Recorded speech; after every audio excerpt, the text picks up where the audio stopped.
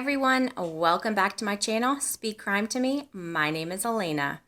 So on today's episode, I am going to update you all on another case that I have been following closely, the Lindsay Clancy story. She did have an arraignment hearing this past week, so I just wanted to update you all because we have lots of new information.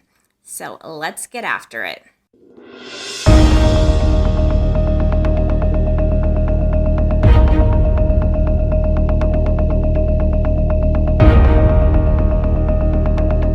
A quick recap, Lindsay Clancy is accused of murdering her 3 children, and she apparently tried to commit suicide after killing the children, and she is now in the hospitalized and apparently paralyzed from that fall.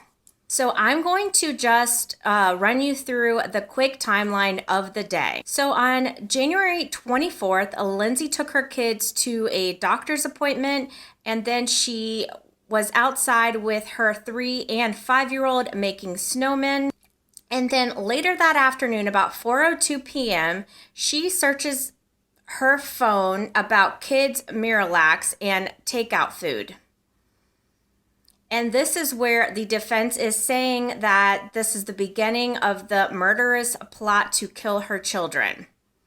At 4:02 p.m. to 4:13 p.m., she used Apple Maps on her phone to determine how long it would take someone to drive from their house to Tree V restaurant.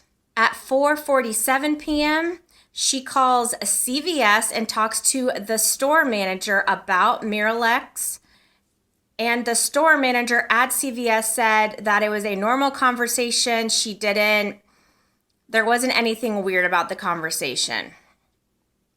So at 4:53 until 5:10 p.m., her husband is working from home down in the basement, and she texts her husband that she's too tired to cook and can he go to CVS and pick out takeout food. At 5:10 p.m., she places the order for the takeout food. And then at 5:15 p.m., her husband leaves the house to head to the CVS. He is seen on surveillance at CVS at 5:32 p.m. He gets in the car and calls Lindsay at 5:33 p.m. She doesn't answer. He then calls her again a minute later. She answers. They talk for 14 seconds about the medicine. He said it was a normal call, but he did feel like she was in the middle of doing something. He leaves the CVS at 5:37 p.m. and picks up the takeout order at 5:54 p.m. He's in and out very quickly. And then he arrives home and he says that the house is just strangely silent and quiet. So then he calls Lindsay at 6:09 p.m. and she doesn't answer. He then searches their house and notices that their bedroom door was locked, which finally gets inside the bedroom and sees blood on the floor in front of a mirror and a open window. He runs downstairs to find his wife in the backyard. Then at 6:11 p.m., he calls 911. He notices wounds on his wife's wrist and neck, but he says that those wounds appear to be dried up. She was conscious at that time, but injured. He says to her, "What did you do?" And she responds, "I tried to kill myself and jump out the window." Then he asks his wife, "Where are the kids?" And she says, "In the basement." He runs downstairs to the basement and he finds his kids strangled with exercise ropes wrapped around their necks. So, as we know, the 2 older children died later that night at the hospital, and then the 8-month-old survived for 3 days and then also died later at the hospital. So fast forward to January 27th. Lindsay wakes up in the hospital. She is unable to speak, but is able to write and says, "Do I need a lawyer?" The next day, on January 28th, Patrick, her husband, writes that statement, that public statement asking the public to please forgive Lindsay. At this point, we're thinking that she has postpartum depression, possibly postpartum psychosis, and is struggling from mental health. Then on February 7th, we find out that the prosecution is claiming that this has been a premeditated murder with these searches about how long it's going to take to get to the CVS and to the takeout restaurant.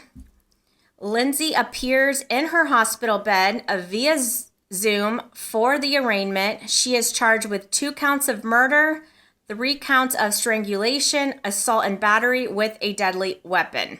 Her lawyer claims that she has been over-medicated and was turned into a zombie, that she has been very emotional but unable to express sadness or angry or happiness. So that's a little conflicting. I'm not exactly sure what they mean by that.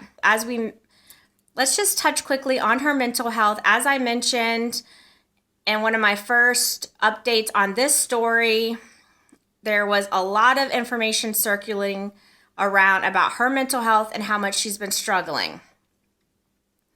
Apparently, she checked herself into a psychiatric facility after having suicidal thoughts about herself and children. She was discharged from that facility on January 5th. At that time, she tells a psychiatrist that she's hearing a male voice in her head telling her to kill her children. We also know that Lindsay has been very open about her mental health struggles by posting stuff on Facebook. And the defense has also claimed that Lindsay was never officially diagnosed with postpartum depression. So this case has taken a lot of paths so far. We have the mental health part of this case that people are talking about, but now we have found out that she made these searches. So, people are claiming this has been premeditated murder.